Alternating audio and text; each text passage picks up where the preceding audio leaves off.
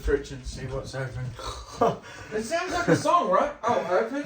That's why I'm easy like a Sunday morning. Ooh.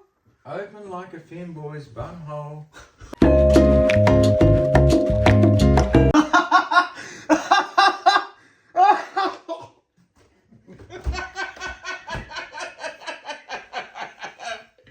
Don't you know recording that, right?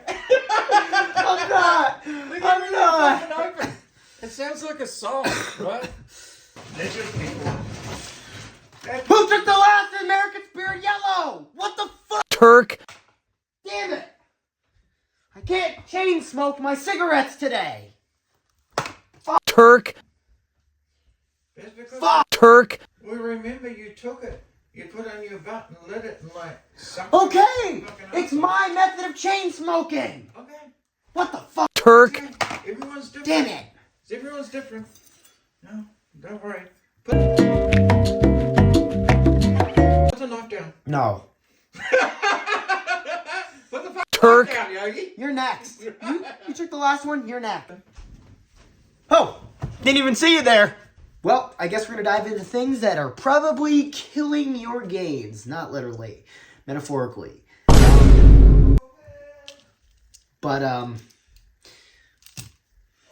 see you at the gym that I already went to earlier, and I'm recording this later. So, okay, bye.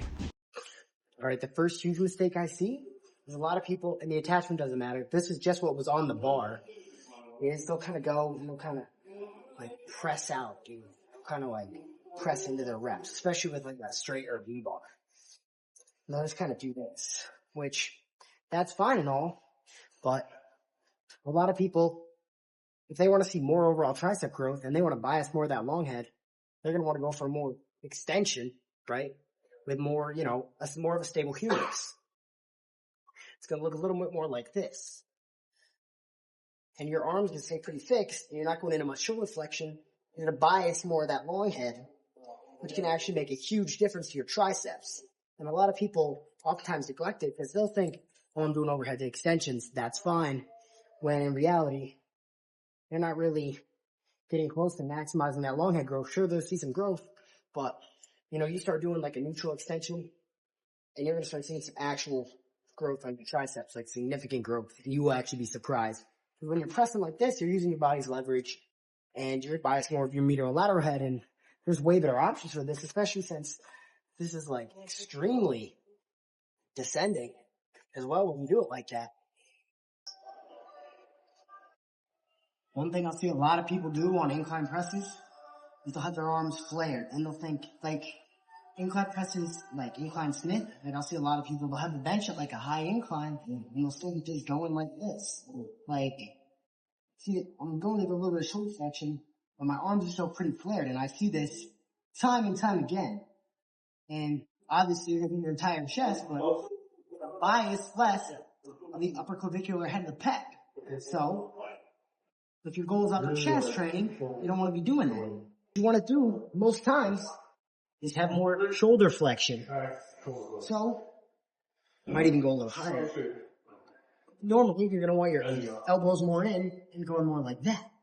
So, this is going to be a lot more upper pec, getting closer grip. My arms are a lot more tucked in, a lot more adducted. You're going to bias a lot more in that upper pec. That is pull when training the upper chest.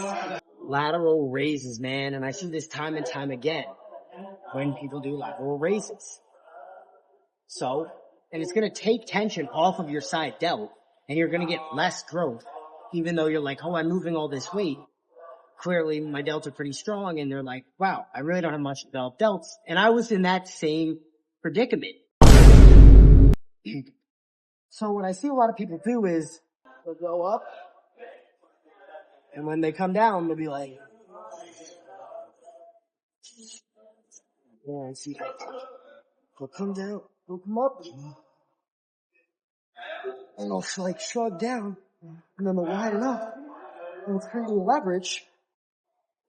That is the age-old rib compression. And what it is creating leverage, taking tension off your side delt, and it's going to overall cause less growth. What you'd rather do is stay in the same position. Whether it's like this, you just keep a neutral spine, just stay there the entire time, and it will probably reduce the amount of weight you can use, but it will overall grow your side delts a lot more. Using your leverage and going into hip extension just to create momentum to lift more weight on hamstring curls. I see so many people doing this, and to be honest, I used to be guilty of it too. And I'm going to go talk about the seated hamstring curls and how you can fix that, but I was definitely guilty of going into hip extension on those. You just want to keep your spine neutral, and you want your butt to stay fixed. Now, you can use a seatbelt or whatever other method to change this. Going into hip extension on seated hamstring curls is something I used to do all the time, and a lot of the time it's not your fault. It obviously is going to help you lift heavier loads, but it's not necessarily your fault. However, it is going to lessen hamstring growth considering you are going into hip extension, which are the glutes primarily doing that.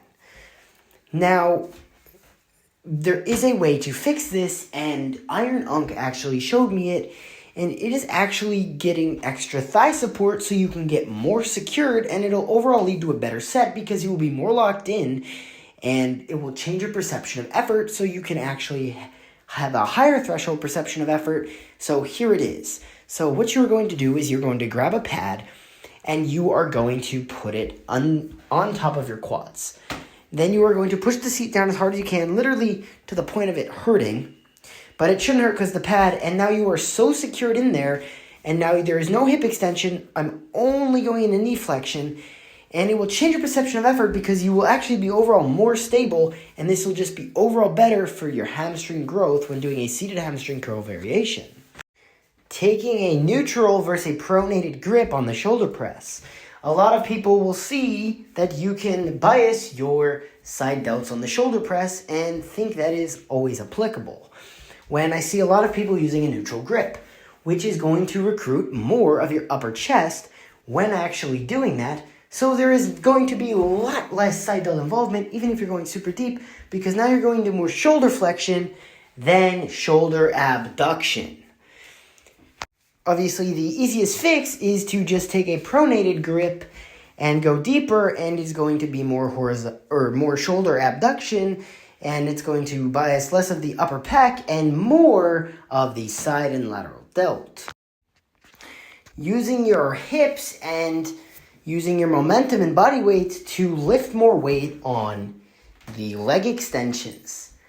Obviously, it's going to help you lift more weight, which is going to leave you less room to progressive overload, but it's actually going to work your rec fem a lot less. Why is the leg extension great for working the rec fem? It is because the hip is stable. You are not extending and flexing at the hip like you would in a squat pattern, which is why squat patterns do not significantly hit the rec fem. Because we know the rec fem also does hip flexion. So how is it going to simultaneously do hip flexion and knee extension at the same time? It really is just not feasible. So you much would be better off just keeping a stable hip.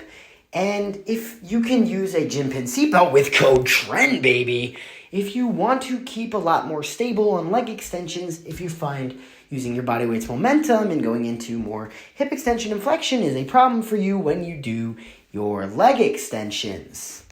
Now this next one is not really too big of a problem, but a lot of people will lift their heels up for depth. And there's people who say it's dangerous. It is definitely not dangerous if you can handle it. I am guilty of doing this all the time, but I finally switched up my form over the last few months. And yes, it will limit your depth a bit when trying to keep your feet planted. Now, there's nothing inherently bad with taking your feet off or your heels off to get more depth, but you can it will limit your depth slightly. You can still get insane depth without doing it. The reason is pretty simple.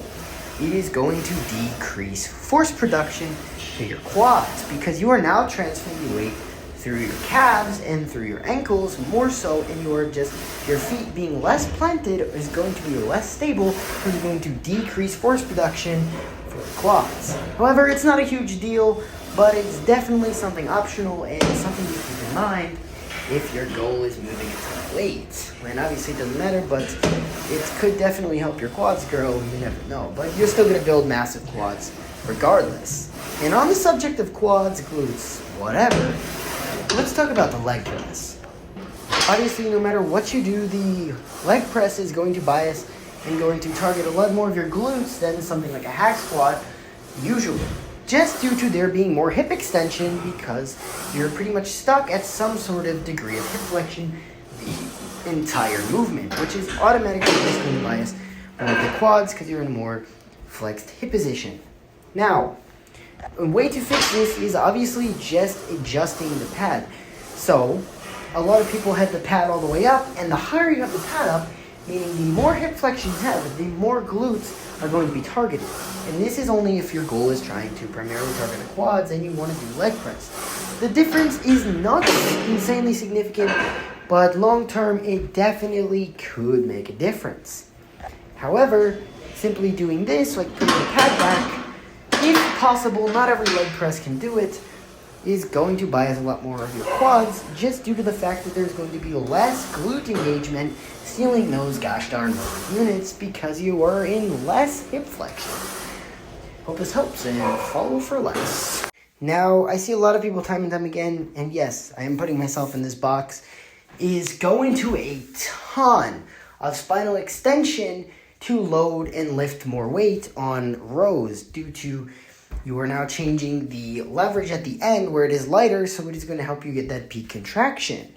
And if you're going to do spinal extension, obviously that's going to take away from some of your back recruitment, upper back, lats, whatever it may be. And this is a mistake I see almost everyone doing. And I would say just a little bit is fine, but I've recently just been trying to work on doing less of this to overall improve my back growth in all aspects. But let's be real, we all kind of do this and a little bit here and there, and some of us to the extreme.